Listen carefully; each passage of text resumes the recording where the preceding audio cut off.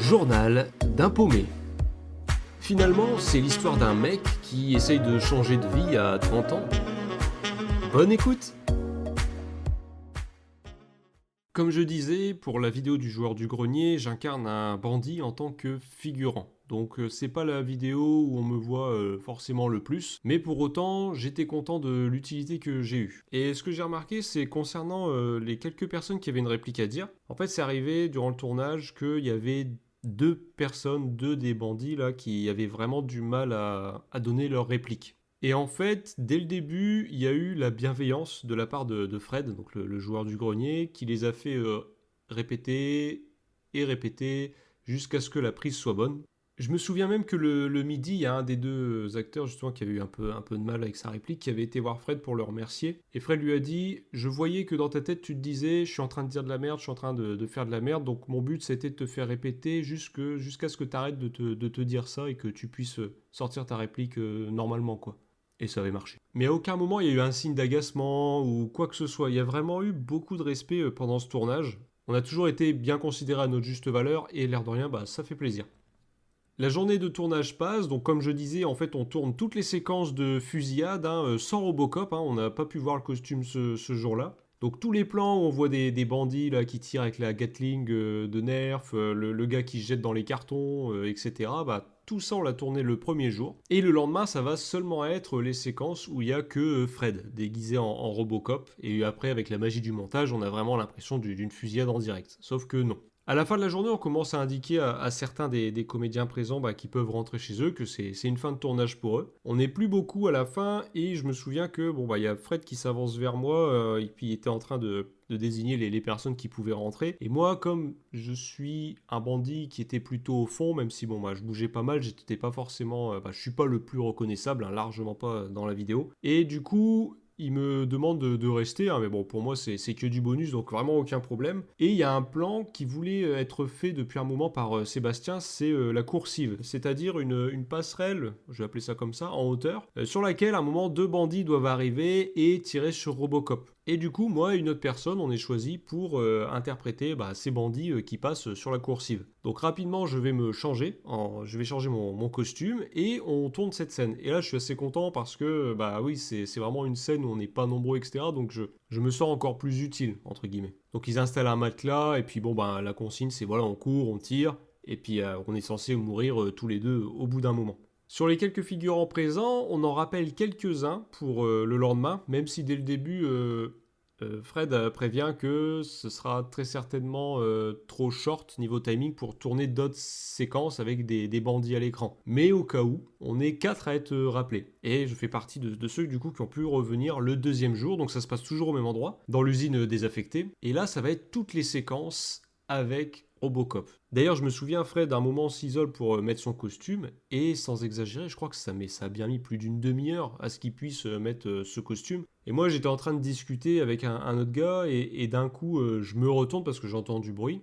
Et en me retournant, je vois un mec plus grand que moi et puis habillé en Robocop. Et il m'a fallu une petite seconde pour me dire, oh merde, c'est lui, ok. Et le costume, autant sur la vidéo, il rend déjà super bien, mais en vrai, il était aussi assez impressionnant, je trouve. D'ailleurs, le maquillage de Sébastien met aussi un peu de temps à faire, l'air de rien. C'est en fait son personnage, il est très grisonnant. Et je me souviens que ça avait pris un certain temps au maquillage, l'air de rien. On va surtout avoir une aide logistique pendant cette journée. En fait, ça va être toutes les séquences de fusillade où on voit Robocop. Mais Robocop se fait tirer dessus. Dans la vidéo, on voit qu'il y a plein de nerfs qui lui arrivent sur la tronche. Et en fait, principalement, ça va être un autre gars qui a été rappelé et moi qui allons être chargés de tirer sur Robocop à chaque séquence où on le voit avancer, tirer, etc. Donc dans la vidéo, lorsque vous voyez Robocop avancer puis il se prendre des nerfs un peu dans la tronche, sur le plastron, etc. En fait, c'était l'autre comédien et moi qui lui tirions dessus hors champ. D'ailleurs, je me souviens, le pistolet que Robocop a à ce moment-là, il est super impressionnant. Je crois que c'est une copie du film, justement. Et à cause du froid, il y a l'arme qui s'enraye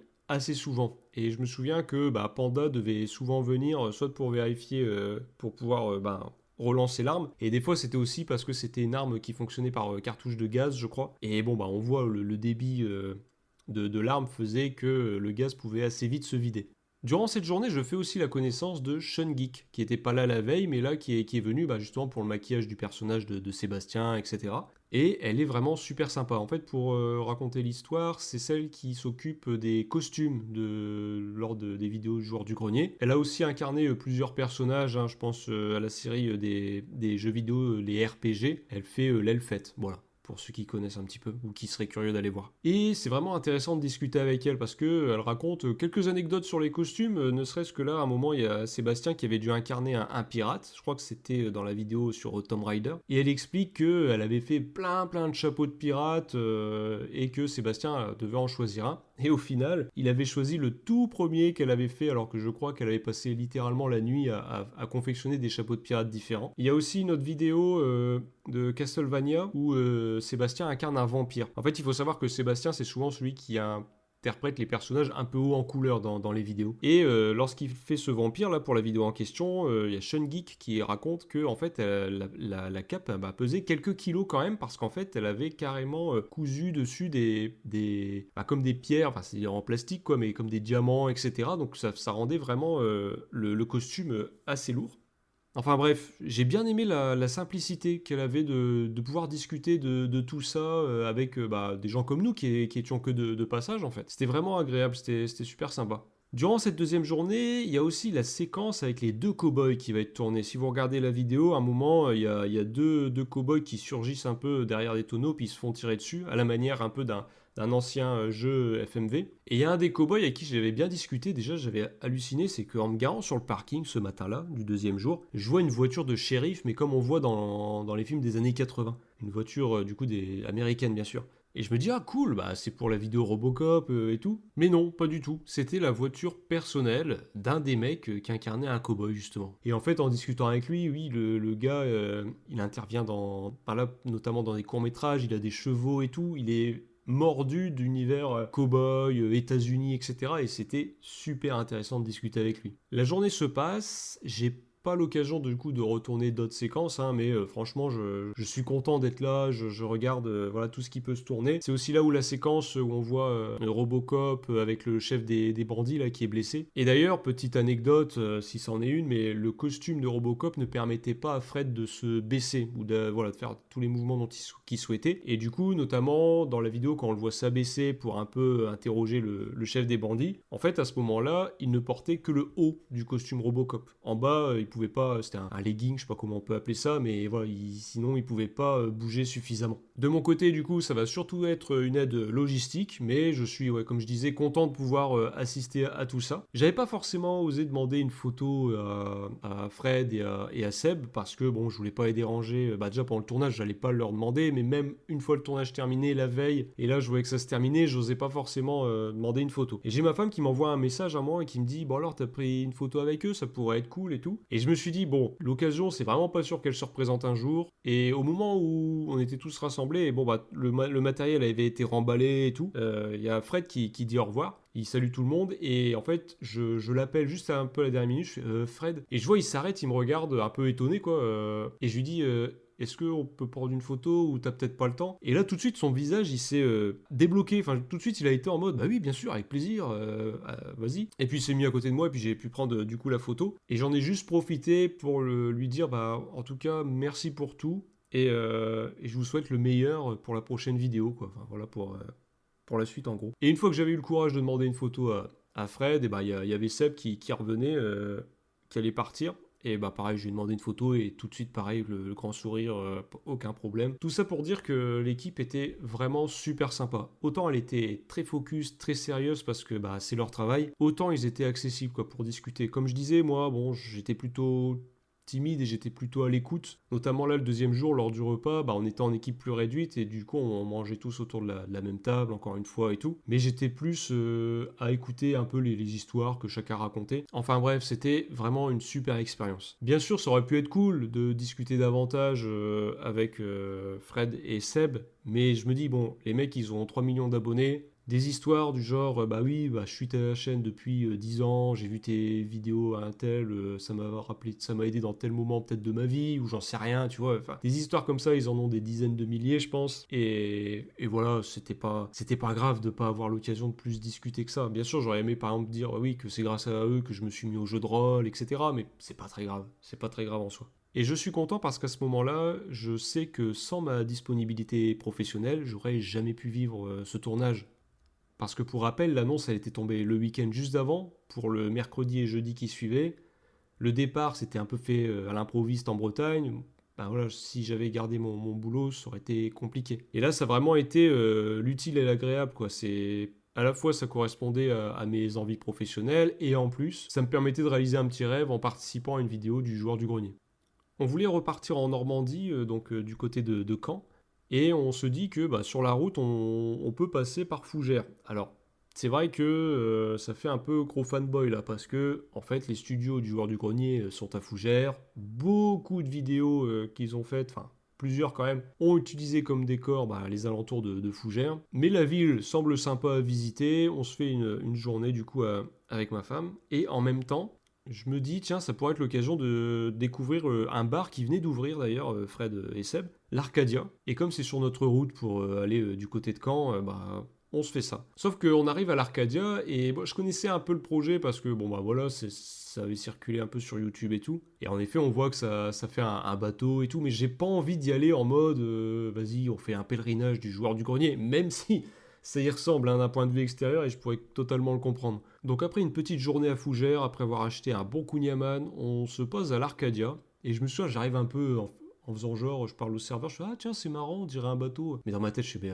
abruti, t'es très bien au courant que ça ressemble à un bateau, etc. Enfin bref. Et franchement le mec super sympa, on se retrouve vraiment dans une bulle encore là. Enfin les décors et tout sont super. Il n'y a pas trop de monde quand on y est parce que c'est dans l'après-midi. Et on se retrouve à l'étage où, ouais, il y a une bonne ambiance. Et au bout d'un moment, alors qu'on discute tranquille, il y a des mecs qui viennent nous voir et qui nous demandent si on veut essayer leur jeu de société.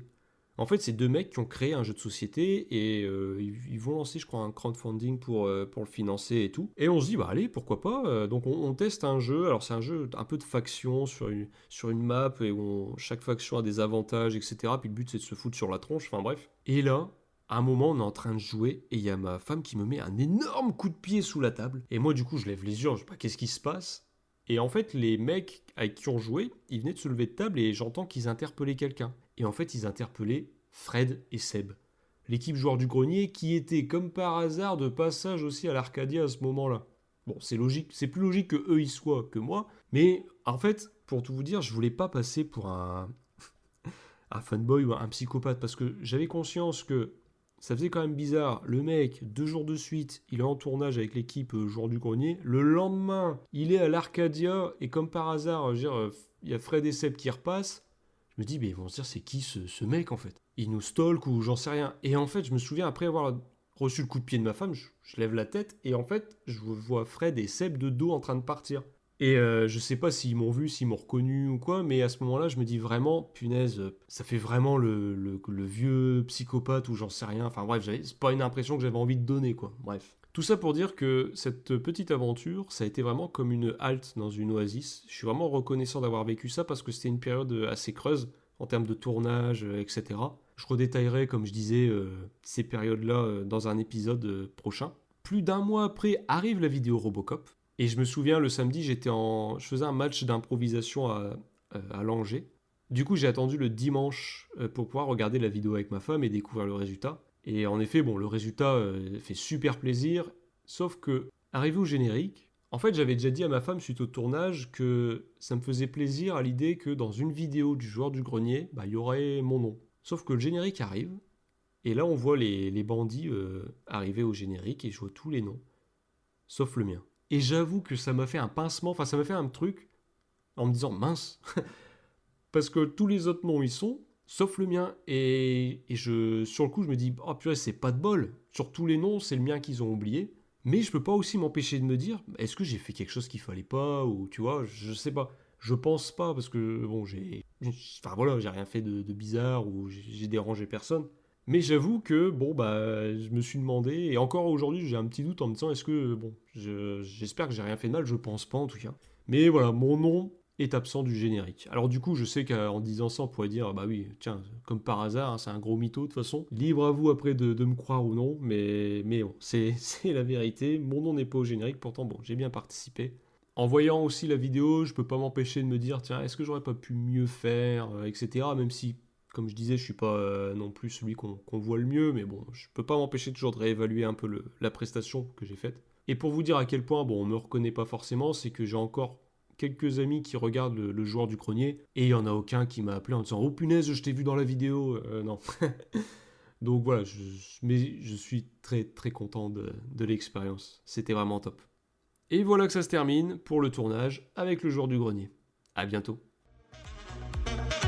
Journal d'un paumé, raconté par le paumé en question.